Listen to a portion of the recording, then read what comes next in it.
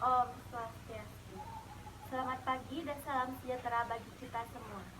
Terima kasih atas waktu yang sudah diberikan kepada saya.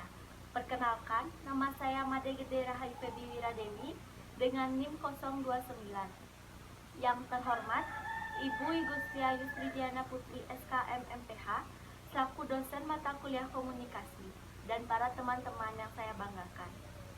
Di sini saya akan mempresentasikan tentang komunikasi efektif.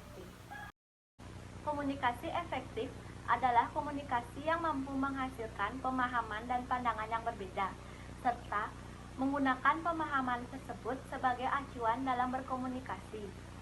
Komunikasi efektif memungkinkan seseorang dapat saling bertukar informasi, ide, kepercayaan, dan sikap antara dua orang atau kelompok yang hasilnya tersebut sesuai dengan harapan.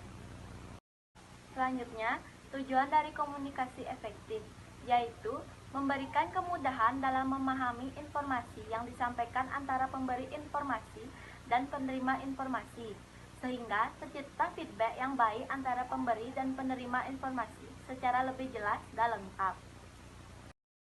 Unsur-unsur dari komunikasi ada 6, yaitu komunikator, komunikan, media, tanggapan, sumber, dan pesan. Saya akan menjelaskan dari komunikator. Komunikator yaitu pengirim yang mengirim pesan kepada komunikan dengan menggunakan media tertentu. Yang kedua, komunikan, yaitu penerima yang menerima pesan dari komunikator, kemudian memahami, menerjemahkan, dan memberikan respon. Yang ketiga, media, yaitu saluran yang digunakan untuk menyampaikan pesan sebagai sarana berkomunikasi. Yang keempat, tanggapan, yaitu dampak komunikasi sebagai respon atas penerimaan pesan tersebut. Yang kelima, sumber, yaitu dasar yang digunakan dalam penyampaian pesan dan informasi. Dan yang terakhir, pesan, yaitu isi dari komunikasi berupa pesan yang disampaikan oleh komunikator kepada komunikan. Fungsi dari komunikasi efektif ada 5. Yang pertama, fungsi informasi, untuk memberitahukan pesan kepada pihak tertentu agar komunikan dapat memahami maksud pesan tersebut.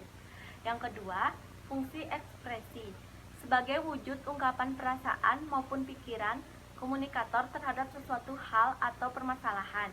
Yang ketiga, fungsi kontrol, yaitu menghindari terjadinya suatu hal yang tidak diinginkan dengan memberi pesan berupa perintah, peringatan, dan lainnya.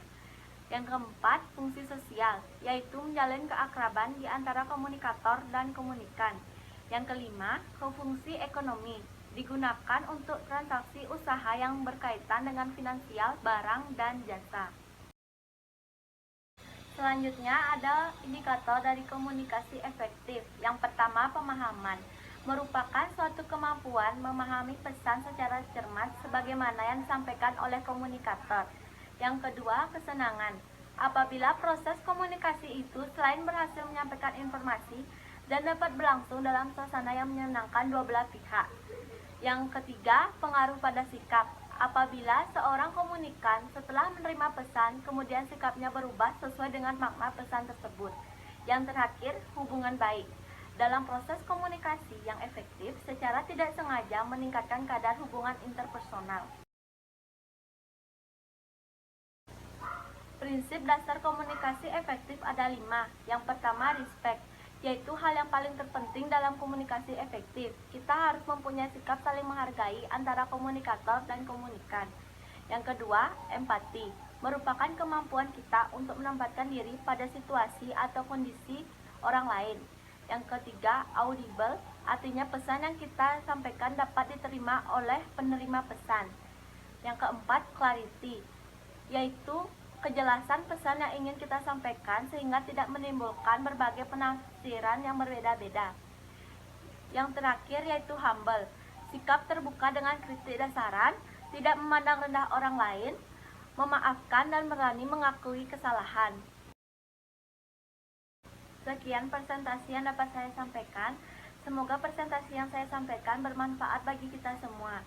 Mohon maaf jika ada salah kata, dan saya mengucapkan terima kasih atas waktu yang sudah diberikan. Saya tutup dengan para Santi. Om Santi Santi Santi.